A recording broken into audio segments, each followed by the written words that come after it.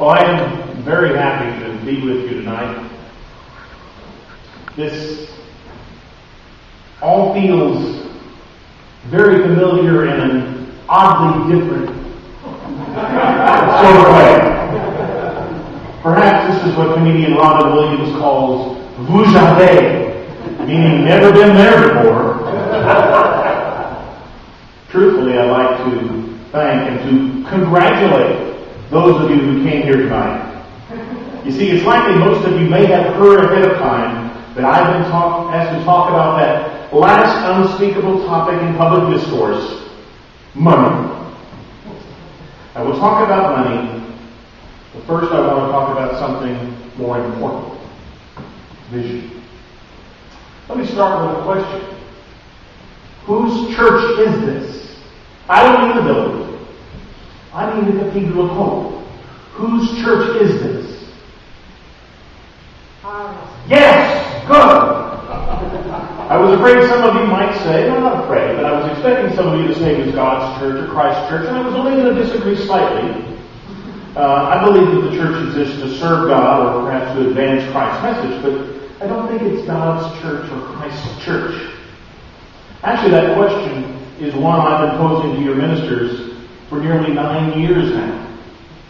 I'm in my 9th year as minister at First Unitarian, and I don't know how many of you have been attending Cathedral of Hope that long, but I remember asking first Kevin McLemore and then Tessie Mandeville who this church belonged to. Is the church's vision to be what was in those days, I think, the 9th worship service of the Cathedral of Hope in Dallas? Or was there an independent and compelling vision that inspired and sustained the congregation here in Oklahoma City? In some ways, back in those days, I was asking who this church would be when it grew up. I've asked Scott that question too. Now today I know you are all grown up. This evening, though, I ask you directly, before I can talk to you about money, whose church is this? I want you to reflect on the ways this is your church. Now, when it comes to asking for money, I tell the congregation I serve that part of my responsibility as minister is to ask them for outrageous sums of money. It is my job to ask. It is theirs to decide. But I have a fundamentally more outrageous question to pose to you tonight. Whose church is this? Who is responsible for this church? Now, sometimes when I ask that kind of question, I'm given an answer that it's the minister's church, it's Scott's church. Well, that's understandable. We ministers often mistakenly talk about our churches. My church is so-and-so, or my church does thus and such. Now, I try very hard to talk about First Unitarian as the church I serve, but I sometimes slip up and call it my church. Given that kind of ministerial confusion, there is very little surprise that sometimes the congregation finds it difficult to really feel that the church belongs to them. But it belongs to you.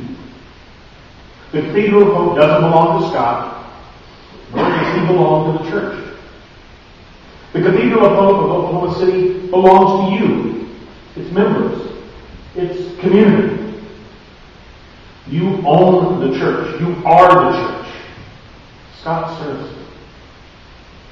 Now, I guess that after discerning to whom the church belongs, the next question is, why? Why is the Cathedral of Hope the church that it is? Who are you when you come together as this church? What vision inspires you? What mission challenges, rewards you? You see, those are the questions you have to know deep down in your heart, in your soul, before I face you any outrageous questions about money. And that's the point that I draw from the Alan Watts reading that I asked to have included this evening. Watts was talking about the difference between wealth and money. I think a similar demand emerges when one shifts the focus a bit to consider the church. You see, it takes money to run a church. Believe me, I know that. But the wealth of the church The wealth of the church is something that transcends money. Money, you see, is quantifiable. You can discern exactly how much of it you have. Vision, like wealth, isn't quantifiable. You have it or you don't. You can't get more of it and you can't exhaust it. The bottom line is that real wealth is that thing that sustains us, that is trustworthy. As Alan Watts put it in the reading, money is a way of measuring wealth, but is not wealth itself. A chest of gold coins or a fat wall of bills is of no use whatsoever to a shipwrecked sailor alone on the raft. What is needed is real wealth in the form of a fishing rod, a compass, an outboard motor with gas, and a good companion.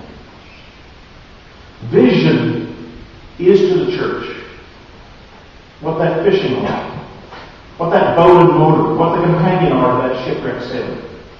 Money might be nice to have if you're shipwrecked, but does it do any good? Of course, I think that in my life in popular culture takes me to the old TV sitcom Gilligan's Island. Remember Thurston Howell III? He had lots of money, but what good did it do? Now the professor, he was a source of real wealth. The professor, I think, was worth his weight in coconuts. Even if his inventions never got the castaways off the island. Now, as I have noted, I have observed this congregation from something of a unique perspective for quite some time. And I believe you are more like the professor on Gilligan's Island than the millionaire. By that I mean I have seen and felt your vision. I have seen the way you are useful and committed to Oklahoma City. I've seen what it means to you to have a church that doesn't exclude you, doesn't make you feel inferior or like a second-class worshiper because of whom you love, who you are attracted to. I have seen the way that you reach out to the larger LGBT community when violence and injustice rears its ugly head. I've seen the joy in your eyes when you've gathered together to assemble and to distribute holiday baskets to people in the community who you know to be hurting, who you know to be in need. And that is your real wealth. The question, how do you come up with the money commensurate to that wealth? Now, I will not claim to be an expert on this church, but I have seen a few things over the years. I have felt the power you harness when you come together. I could be wrong, but I think that sometimes you forget the mission, the vision, that are the real wealth you possess.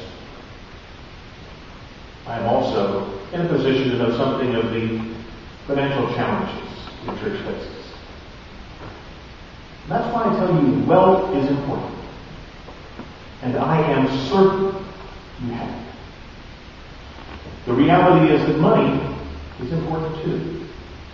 And the outrageous suggestion that I make to you this evening is to challenge you to reflect the wealth you personally feel from this community and the financial commitments you will make to sustain this church. Now, it is always wise, when talking about money, to remember that very biblical reading that we heard this evening, the passage routinely called the widow's mite.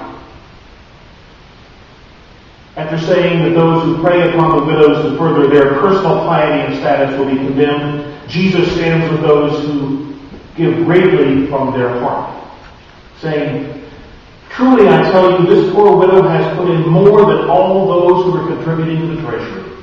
For all of them have contributed out of their abundance, but she out of her poverty has put in everything she had."